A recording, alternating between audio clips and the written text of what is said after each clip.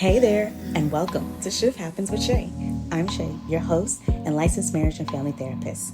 This podcast is where we dive into all the shift life throws our way, whether it's relationships, mental health, personal growth, or just figuring out this crazy journey of adulting. Here, we're all about honest conversation, real stories, and a whole lot of laughs as we tackle life's challenges together. This is your space to grow, explore, and feel seen. So grab a cozy spot, maybe a cup of coffee or wine, and let's get ready to shift through it all. Thanks for tuning in. And remember, no matter what life brings us, we're in this together. All right. Hello, guys, and welcome back to Shift Happens with Shay. I'm Shay, your host and licensed marriage and family therapist. So welcome back to another session. Last time we had a really good session as we dived in and discussed anxiety, depression, and isolation. As one of my colleagues said, there is no room for Annie and Debbie in 2025. Like, we're not bringing her with us this year. Like, leave them in the back because they don't have no space in your heart, in your soul, in your, your spirit, in your head. There's just no room for them. Okay, maybe Annie just a tad bit because it's a little alarm. Sometimes we need a little alarm to keep us cautious, good caution. But Debbie can stay her behind there because if Debbie come along, then Annie gonna act a fool. It never fails. But I'm happy to hear that you guys found the last, session of us together really helpful. I'm happy it was informative. I'm happy that, it made some of you guys think about your current roles in your families and your relationships. Great thing that we're going to be talking about relationships because relationships are the core of our lives. Whether it's romantic, friendships, or family, they shape who we are. But how do we balance love, growth, and connection without losing ourselves? I often get many women in my room asking me that. How can I find me without losing myself in others? Because we all have a genuine desire for connection, to belong to someone else, not even just to belong to a crowd, to belong to your person. Those big old words that people are using, trending words such as like soulmates and soul ties. We all want to belong to someone. We all want to be embraced by somebody, loved by somebody, seen as the person who will move mountains for other people. Or, even just our group of friends, like our girlfriends, we want that tribe, that community, that girl group that we just get together, have a good old time. Laugh, joke, get mad with each other, get angry for one another, celebrate one another, clank it up for one another. So, relationships are very important. And when we are missing connection, that's when isolation usually tends to come in. I will say, this episode is really going to focus on how, romantic relationships and their role in our personal growth, friendships, and how adult friendships just change and evolve over time as we get older, and navigating how we can, prioritize our mental health around all of this. Honestly, how mental health is impacted by our relationships. So I will definitely go first, put my hands up, right? Who's going to start? It'll be me. So I've noticed that friends-wise, it is definitely difficult as I get older to make friends that are on the same page as me, who are, have the same mindset, want to do some similar things. I'm not saying we got to be like twinsies. That was cute in high school and early college. But I want my girlies that will celebrate with me outside of the club. Like, we don't need to go out late at night, hang out till like 4 a.m. and then expect to do it again tomorrow and do our lives. Like, we did that in college. I'm looking for friends that we talk business with each other. We talk family planning together. We talk about some of our darkest secrets. I'll say, for instance, I mentioned it a little bit in the last session, and in the first episode too, that I've had close friends, plenty of them, and it's crazy that some of them are not in my lives anymore because I had imagined them being there, wedding, kids, are you going to be one of my bridesmaids? Just things like that. And it's just interesting. Like, we've done some real big stuff together. One of my oldest, like, best friends, ex-best friend, met her in high school. And it was breathtaking at the time because I found another black girl like me who felt like she didn't belong, felt like we were different, not like other girls, not really like pick me at the time. I guess later on that's maybe what it was, but at the time it wasn't like that. It was, we really were out here finding a community in each other, because for me, honestly, moving down here from New York to down here, New York is a melting pot. Everybody's kind of pretty much accepted for who they are. I never really thought about my name. I never really thought about the color of my skin until I was down here in Florida. And it was very isolating moving down here, especially in high school, where none of the girls that looked like me shared similar mindsets. It was like we were all put in this bubble and we were expected to act that way. And I didn't meet this best friend until my junior year. Crazy. I have other best friends from high school that I still have. My new muffin. Hi, new muffin, if you're listening. Still here, going over 15 years strong. But that one friend that I met my junior year, it had been a long time since I actually met another black woman that I could be friends with, that I could relate to, that I didn't fear being around or didn't judge me, that I wasn't acting the way a Chantanique should act. I always think about that, and I'm sure that will stay with me for the rest of my life, though the girl who said that to me in my freshman year probably doesn't even remember me. I don't remember her, but I remember those words. You don't act like a Chantanique. So from there on, I found it really hard to kind of resonate with black women here. So actually having one and finding her and being with her was wonderful.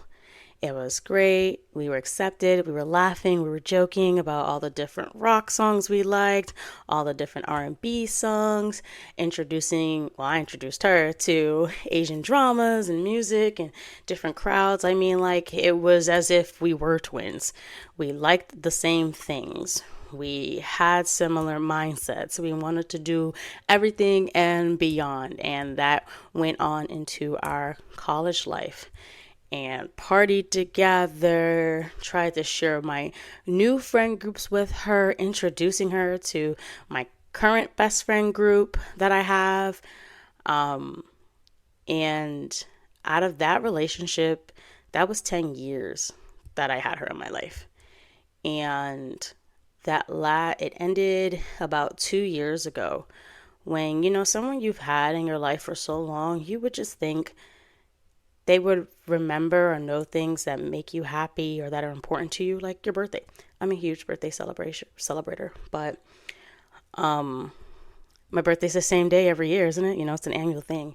And I noticed how this person who was supposed to be my best friend, like a sister to me, we claimed it. She's been there for me through some of my most horrific breakups. And we'll talk about that in our toxic relationship series, where I definitely would want you guys to share some of your stories too. There for me with that, crying with me, and vice versa with her too. Just never made it a priority to be there for me on my birthday. But sure enough, showed up for parties, like anything that had to do with my sorority, anything that was like just a big old party, she'd show up. And later on, you realize that what you thought was a genuine friendship was really just someone living their life through you, envying you, and one of the things you had that they didn't. And it's crazy because I would have given that girl anything. I would have brought her up with me. I always made a point to identify different opportunities and doors for her that she could take to, uplift her, because at the end of the day, I am a girl's girl. If you're my best friend, I'm going to have you uplift with me. We're going to make it together.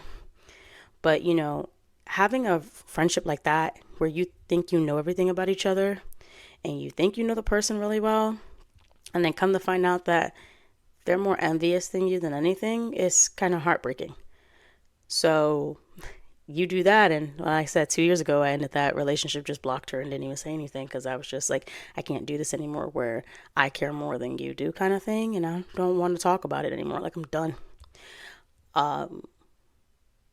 You realize, I'm like, dang, I'm 31. How do I make new friends?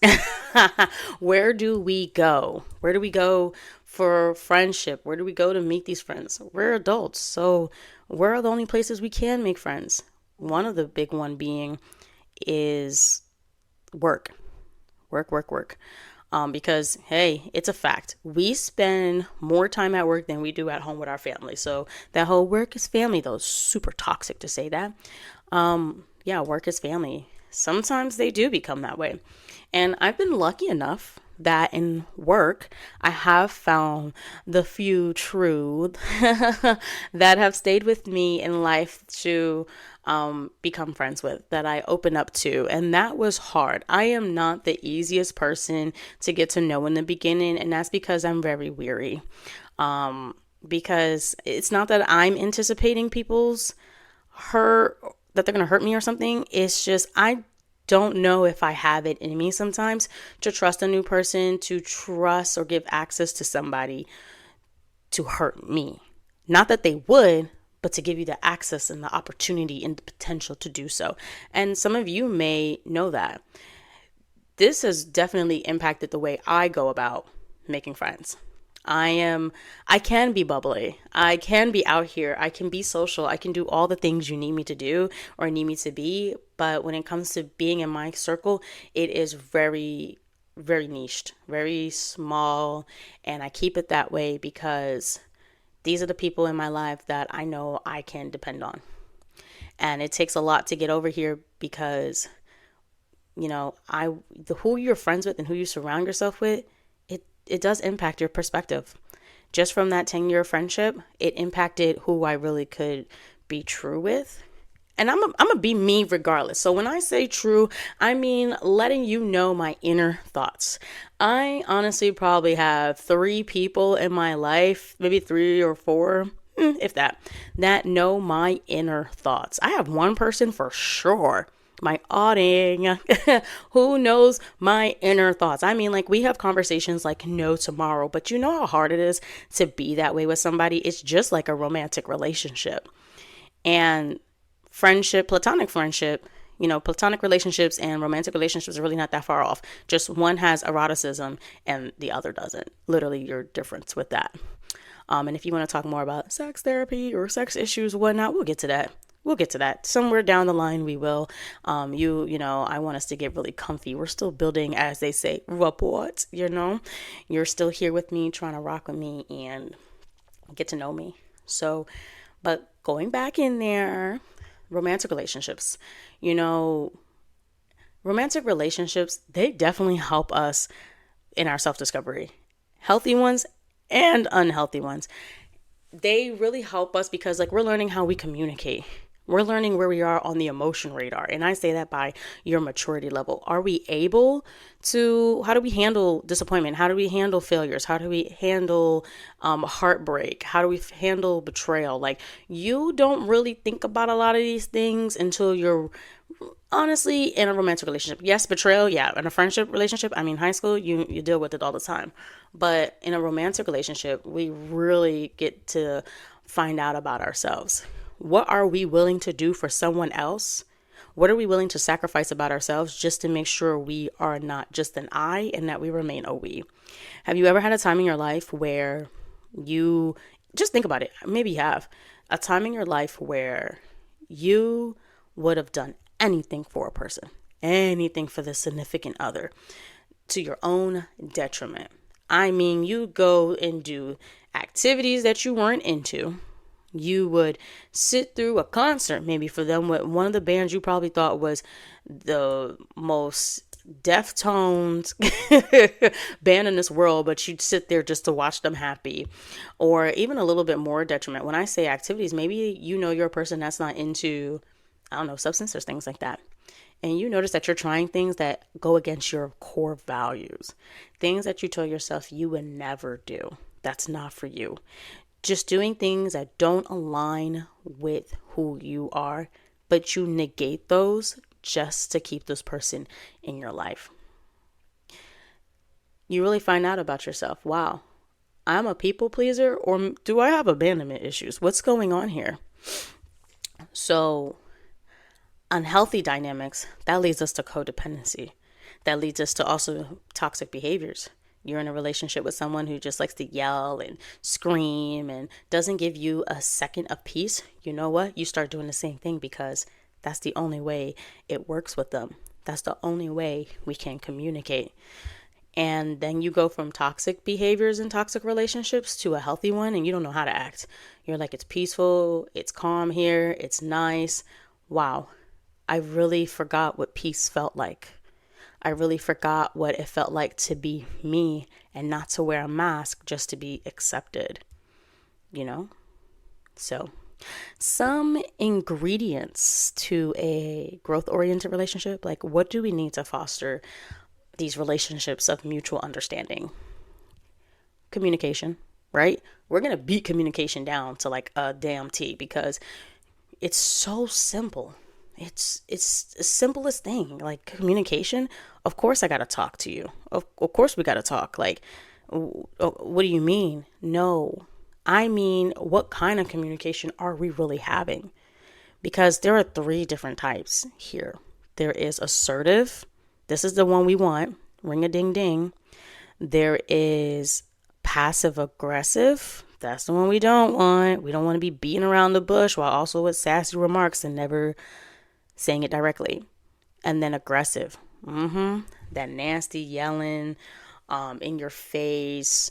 Really only cares about their feelings, not thinking about you. Empathy is out the window here. When we have more assertive communication, we can foster a mutual understanding. A lot of my couples come to me, and one of the biggest things that they'll tell me is we need to work on our communication. And when I ask that, I'm like, are you guys able to share each other's feelings with one another and understand each other? Because that's all communication really means. Am I able to share how I'm feeling? And am I able to understand what you're feeling? Doesn't that sound like assertive communication? Where I am expressing my feelings while also taking into account your feelings. We're being empathetic. Empathy. Communication, how we can have honest conversations, foster a mutual understanding. It's well needed. I'm not saying you got to talk like your therapist. I even tell my clients, the way I will reframe an issue, such as saying like, I can't stand it. He never washes the dishes. He's such a pig. He never sees how I work in and day out to make this house look the way it does. And he just sits down. Well, reframing that assertively, because it's a bit aggressive. You, never, never, never. We don't want to use never, always, because you can't really guarantee that there really hasn't been a time that the person is not taking you into consideration. Maybe there are, and if it is that way, why are you with that person? We'll get into that another day, but seriously, don't say that because it makes you like an enemy. We're not trying to do that. We're trying to be a us versus the problem, because we are not the problem. The problem is the problem. Externalize that. Look at it. So you would reframe that earlier situation I stated to it really hurts. I feel unseen and invalidated when you come in day after day and you just kind of go about, you don't notice the work that I put into this to make a really clean and home for us. I go out of my way to make sure you have a place to come home to because the world is so hard on you already. You do so much for us already from when you wake up and go to work and work so hard. And I make it a point to show my love for you through keeping a clean home. And I wish it was respected a bit more. I wish it was appreciated more. I wish I could hear you say it sometimes, that you do appreciate what I do too for you. I love when you help me out. It really lets me know that you see how hard it is and you want to help make my life a little bit easier, just like I want to help make yours. I know that sounds very therapeutic. So don't say it how Shay would say it. Say it how you would say it without the blaming language and without you, because when we hear you, we tend to feel very defensive. So another key ingredient for us to grow our relationships is shared values. The importance of aligning our priorities and goals. Remember earlier when I mentioned like the friend group you get together, where I personally want business-minded people I can talk my business to, not just my feelings to. I want to be able to talk feelings with you, ratchet stuff with you, and career stuff with you. Like, I need to be able to talk about all aspects of my life with you in order for us to have a real, true relationship. We still have to have shared values. It's hard to be friends with people whose values and beliefs do not align with us. And I'm not just talking about like, political beliefs, which honestly, I get it. That's a really touchy subject. So, but things like moral values, that kind of stuff. It is hard. If our priorities and our goals don't line up, we don't have the same ambition or maybe thought process of how we could, not even thought process, honestly, just the same ambitions, because there are many different ways to get to a goal, but at least let's all be open to discussing those different ways to get to that goal without judgment. Having shared values is key because that's what makes you you. Sugar, spice, and everything nice.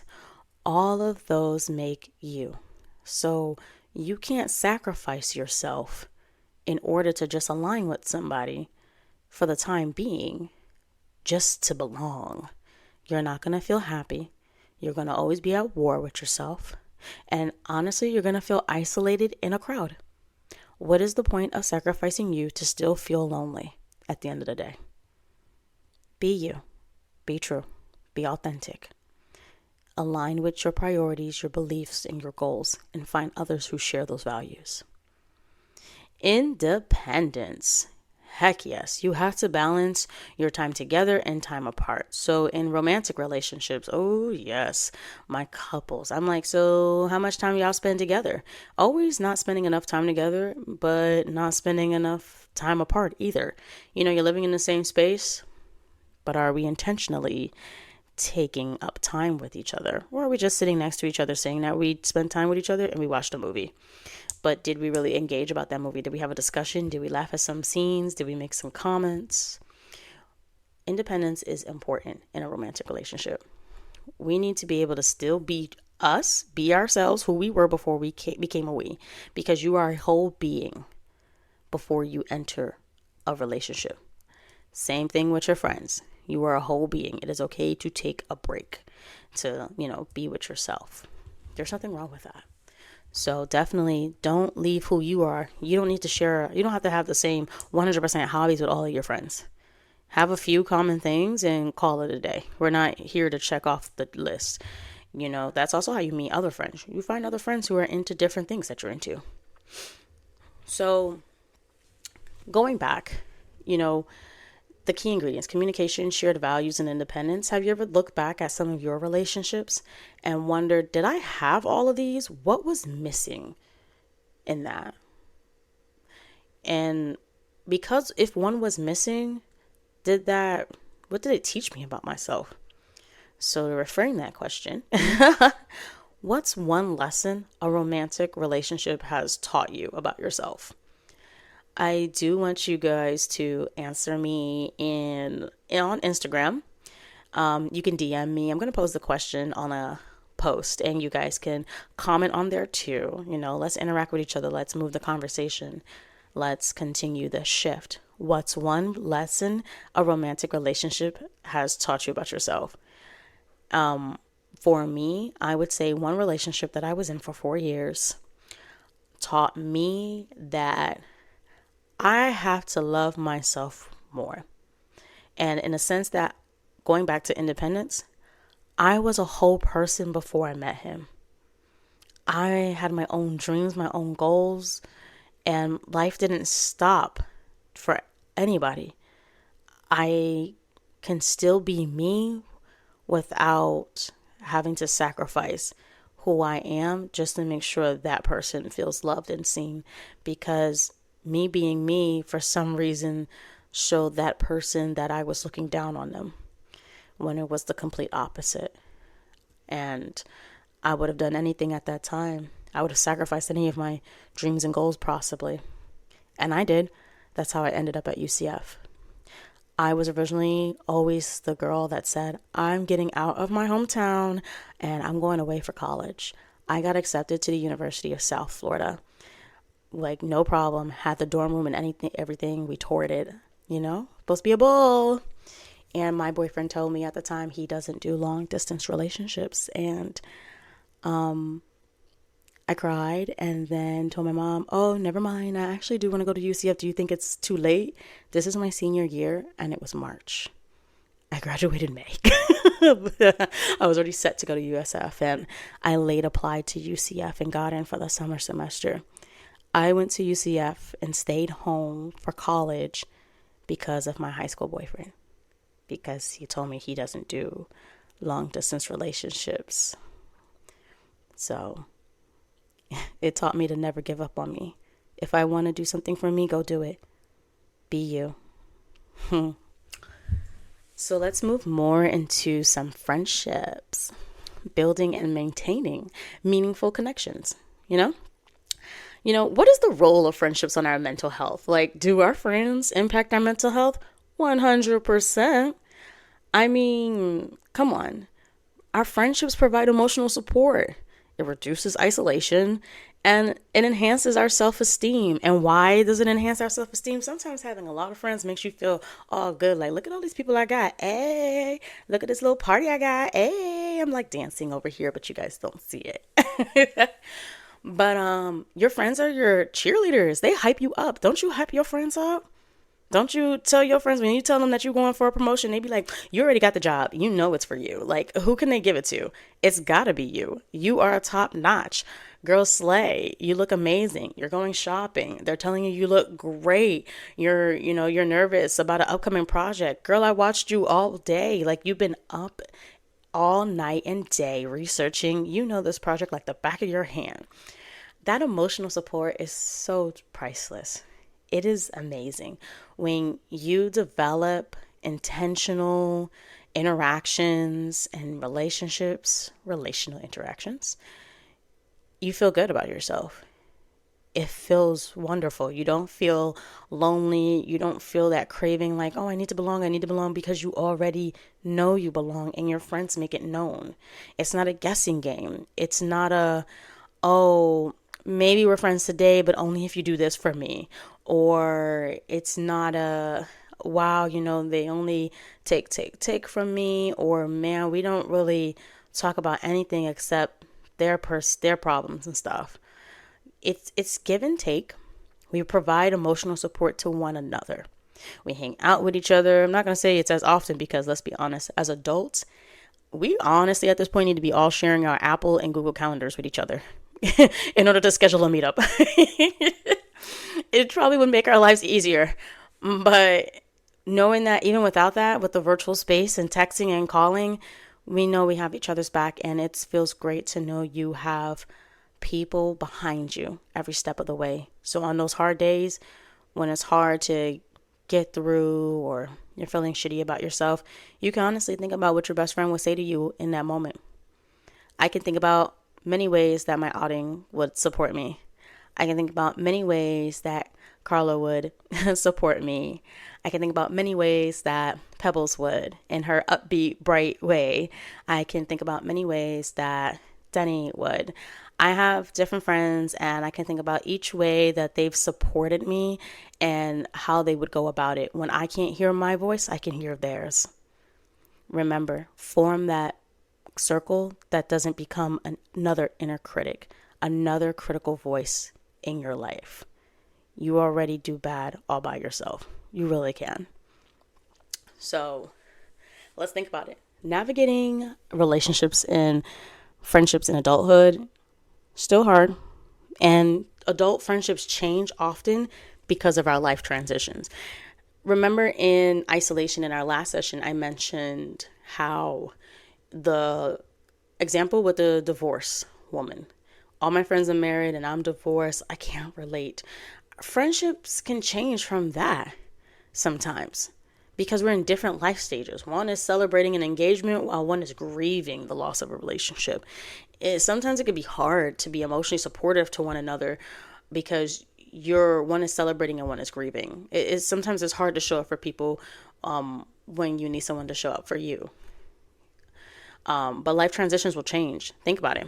Even from single to getting married.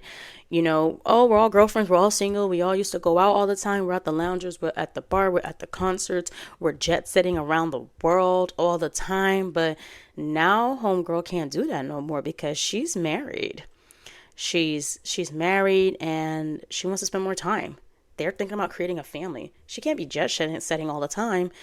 And if she wants a family, if she wants to start creating one, what I might say, because we need friends that can keep up with the evolution of what's going on in our life, keep up with the mindset, understanding that changes happen. I'm not saying your friends have to change themselves, but we do need friends whose mindsets grow with you.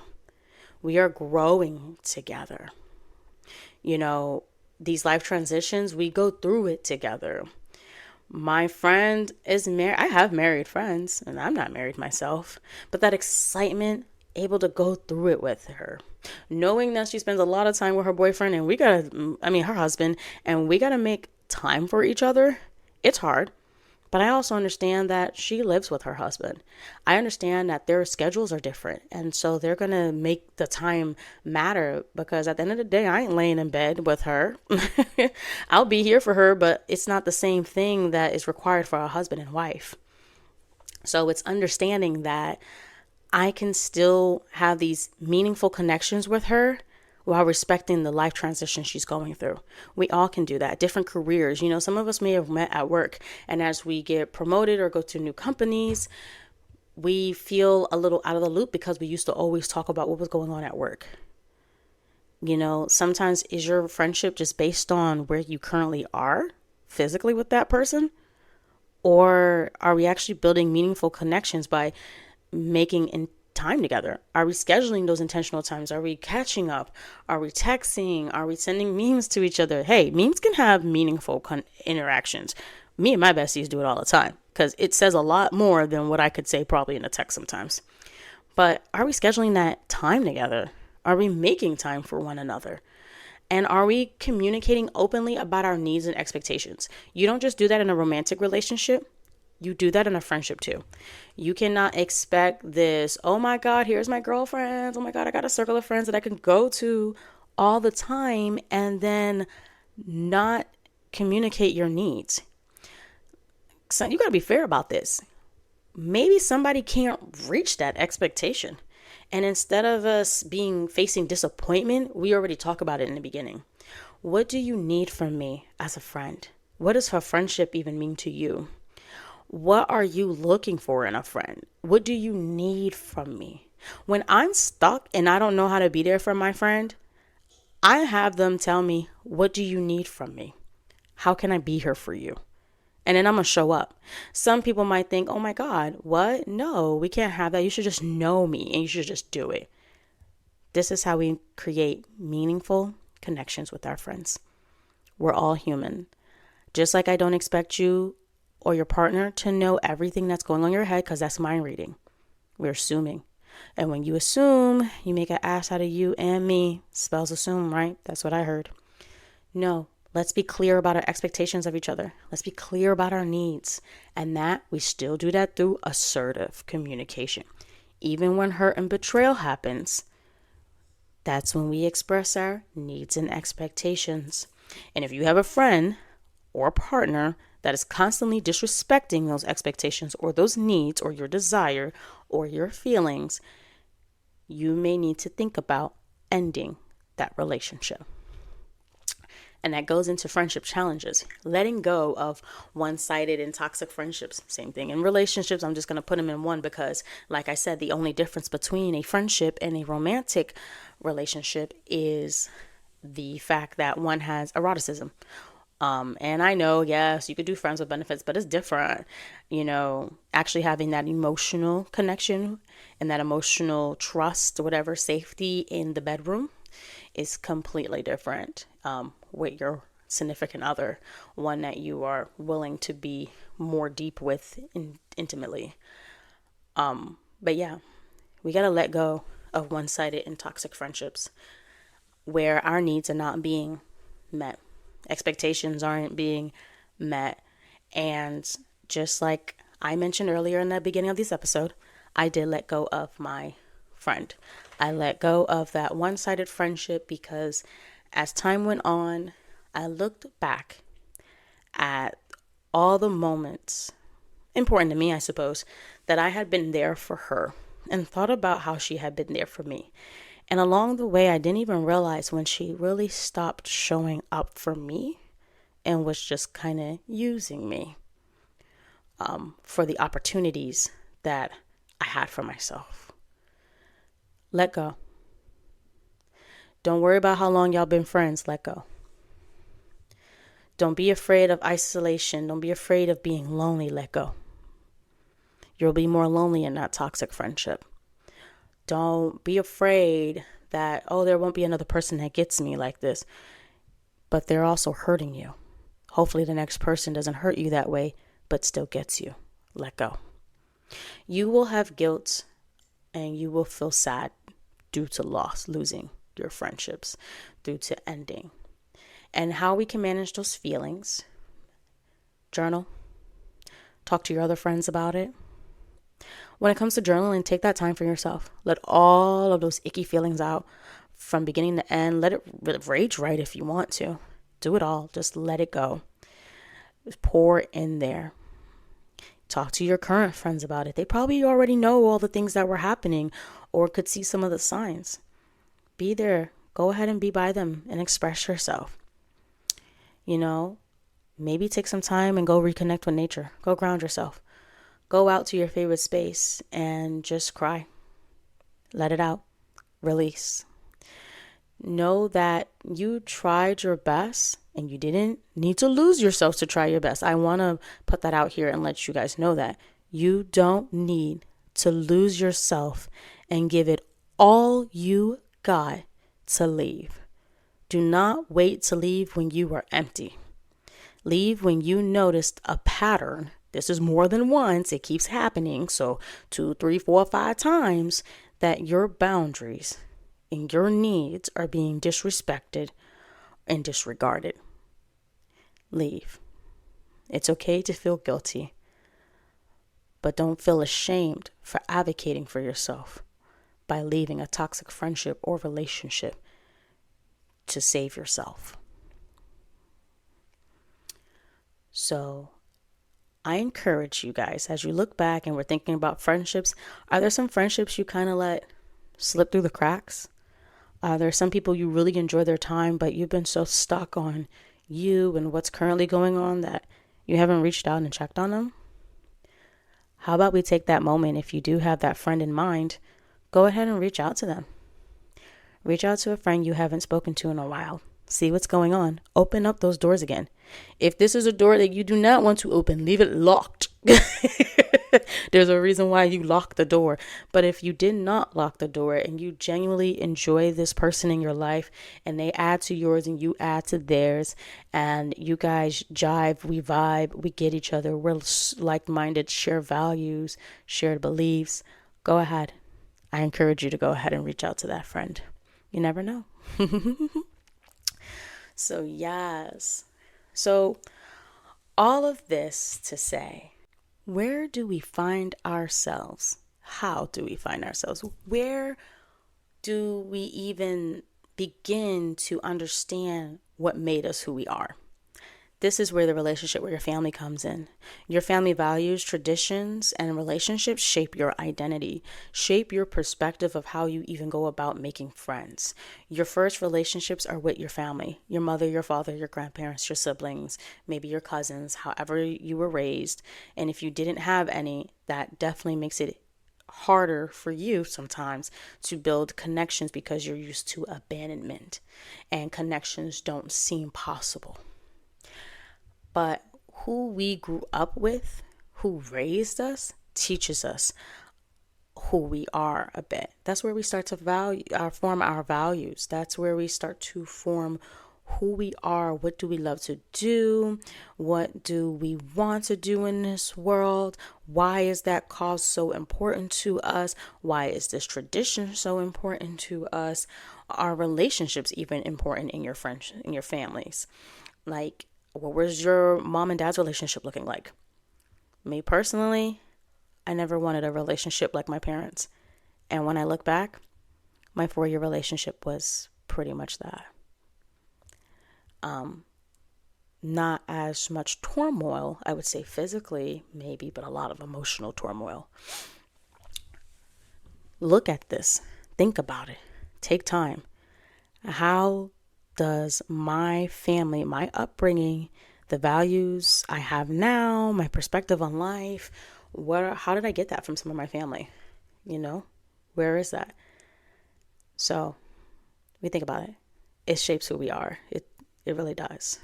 That's where you start to think about that's when you start finally actually understanding who you are, at least what started who you are, because it's a piece of you, but it's not all of you now. I would think so. But if this was the first time you're actually thinking about this stuff, maybe now you're starting to understand who you are and crack out that journal, that note-taking app or whatnot, or maybe talk out loud to yourself. I do that too. And really think about, how did my family impact my growth, impact my perspective of what friendship should look like, what relationships should look like, and what expectations and needs look like. Were your parents always meeting your needs? Did they respect your needs, your desires, your dreams? Did they meet your expectations? And if not, what did they do when you would try to talk to them? Because these experiences that you've had with your parents or your siblings or any family members dictates how you have been in your friendships and in your romantic relationships. So we'll talk about boundaries. Our upbringing taught us boundaries too. What do your boundaries look like right now? Boundaries are so important to our mental health because boundaries is an act of self-love. When you pretty much go against the homeostasis, the normal of your friendships or your romantic relationship or your family, it elicits a response in them to rebel against the change you are trying to do for yourself. Because boundaries make others who are non-consensual, who don't care about our boundaries, when we start implementing it, makes them uncomfortable. I don't know about you. I don't care if it makes you uncomfortable. I got to put me first. So I hope you put yourself first, because without your mental health, you are going to feel insane, gaslit. You're going to feel very disconnected with yourself. And in the last episode, we talked about how important it is to have a relationship with yourself, to build an intimate relationship with yourself. So you start that by boundaries. So you can set compassionate yet firm boundaries that, I would love to go out. I enjoy time with you guys, but I'm going to take some time for me right now. I got some projects that I need to do, and I'll come around when I have the time. I'm going to reach back out to you. I love that you want to be a part of my life. These are for the family members. I always want to know everything that's going on every second and blow you up. I love the fact that we have this close relationship and that you want to be involved every minute of my life. I appreciate that, and I love that for you. Honestly, I love that for us.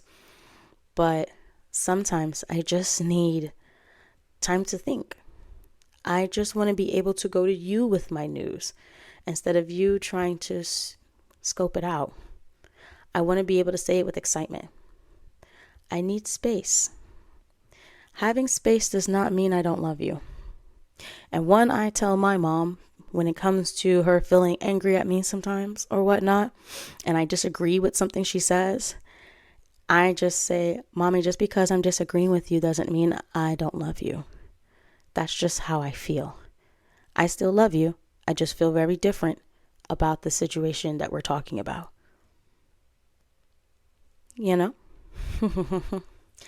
So we can set boundaries, and don't be afraid that it may hurt other people's feelings. Pain, hurt is a part of life, but as they're learning to treat you differently, it's going to be worth it. They'll understand. They're going to build insight because you're teaching them how to treat you. You're teaching them how to meet your expectations. You're teaching them how to meet your needs. That's a healthy relationship. And when we go through this, the power of forgiveness, healing and growing from our family relationships, because sometimes maybe we sought out friendship because we didn't have a family. We didn't have the family that we needed. And I say this with a disclaimer because I have my own feelings with forgiveness. The power of forgiveness, it is great. Forgiveness, at the end of the day, I will always say is about you. And that's just me. Others don't have to agree. Forgiveness is about you and what you want. Forgiveness is forgiving yourself that you allowed others to take advantage of you, that you put yourself on the back burner, that you didn't listen to yourself when you knew it wouldn't feel right, that you did everything and anything for everybody else but didn't jump at the first sight for yourself, that you let someone else dim your light. That does not make you selfish, that you want to start seeing you for the first time. No, that's love. Love on yourself hard. Forgive yourself. Forgiveness is not always about the actions that somebody did against you, because you have every right to feel upset about whatever that person did to you. If you would like to forgive them to move forward, if you need that in order to move forward and have a relationship with them, then you go ahead and you give it because you feel like you can, because you have truly moved through this hurt. If not, you are not obligated to provide forgiveness. It's okay. I can forgive my parents because I also know that when my parents had me for some of the things that they have done, and I'm not going to say my parents are not abusive whatsoever, just putting that out there. My parents were very loving towards me. My parents were really supportive during my childhood. As an adult, it's been a lot different. My mom has definitely been the constant in my life.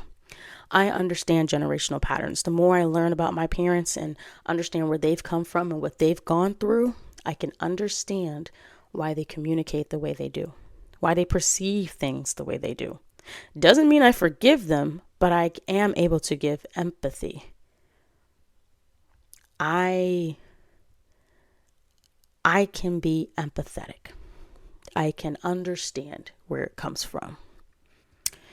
And I've honestly have forgiven.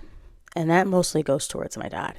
I don't really have anything to forgive. I'm not going to say I've never had to forgive my mom, but we've always talked. My mom's very open with emotions and thoughts and feelings and stuff. So we've always talked, but understanding why my dad does what he does, I do forgive him because I love the man and he is who he is. There are some parts I don't forgive him for. Some parts I do. And that's my prerogative. Doesn't mean I love him any less. These forgiveness, honestly, in order to do that, you got to have tough conversations with your family members, with your friends, with your loved ones. You got to have them in order to even begin thinking about forgiveness, in order to even start, this whole new setting boundaries. Yeah. So I'm going to put it out there that what's one boundary or value you've carried from your family? And how has it impacted your life? Let's really think about that. Oh, Shay, why are you giving me homework? I'm supposed to be just listening you talk, girl. I know, but come on. Aren't we in session? Didn't you want to, grow through and thrive through what we go through? I said that's what we were doing. We're shifting. So come on, think about it, because this is how you started forming who you were because of your family. So think about it. What's one boundary or value you've carried from your family? And how has it impacted your life?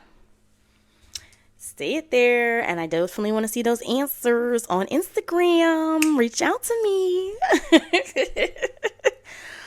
So we did a lot today. We talked about romantic relationships, friendships, and how our family relationships formed even those, because we got to understand where we come from to know where we're going.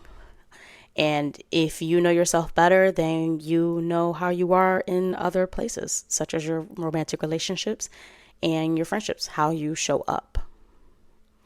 So I'll always say it. Our relationships reflect our inner world. Your interactions with others often can reveal some personal insecurities, your strengths, your growth areas. But that's the point. To develop these meaningful relationships, you do want to be able to be open. You do want to understand and identify new things about yourself that maybe you didn't. And some of us do learn better by talking out loud. And, oh, funny I said that. Yes, we do learn better as we, talk out loud, because these reflections allow us to view our conflicts as opportunities instead. We want to celebrate the beauty of love and connection, despite the challenges that comes from us revealing some maybe unknown, dark, nasty things, or things that we thought wouldn't be accepted in the world. So, also, another disclaimer to y'all out there who already love to share with others: please do not trauma dump. Do not, I repeat, do not do that. Okay? Please don't. Your friends are not therapists. I know it feels like we could be sometimes, but we not. Even to my friends, I'm not their therapist. And some of us are licensed. Some of us are in the field. No, don't trauma dump on that. Unless we are, we're trying to talk it out. Don't ask me for coping skills. This stuff is tiring. And I can go into that in our next conversation, because we're going to be talking about boundaries, the art of saying no. Okay? Anywho, but yes. So celebrate the beauty of love, connection, despite challenges. We learn through our connections. We learn a bit more about ourselves through each interaction we have with others. So if you are a person that loves to journal, write, and whatnot, here are some prompts that you can use to explore your relationship dynamics. What have I learned about myself from my relationships? What have I learned about myself from my relationships? And how do I show up for others? And how do I want to be shown up for? If we can talk about this a little bit more and you dive with yourself, you will understand your needs and expectations of others better. If you dive and learn about yourself from your family origins, you will learn about yourself and what you expect from others better, and why you have those expectations. So remember, romantic relationship is growth through love. We're here for one another. We learn about communication. We learn about needing shared values. We learn about needing that connection, that independence of who we are. We need those key ingredients to have a healthy relationship and some eroticism. Unless you are asexual, then you will be doing other things, because asexual does not equal aromantic, but that's a conversation for another day. We talked about building and maintaining connections with friends, meaningful connections, making time for one another, growing through life's transitions together. The ones that make it through the life transitions are the ones that are going to stay here with you. The ones who grow with you, glow with you, go with you. And understanding where we're from, where we started, gives us a better understanding of how we show up for others. And what can we do to be better friends, better partners, and better listeners. I encourage you guys to really think about your own relationships and how they've shaped your growth. What have they done for you? How have they changed your perspective of life? How to celebrate, how to show up for others, how to show up for you, and if you're even worthy of being shown up for.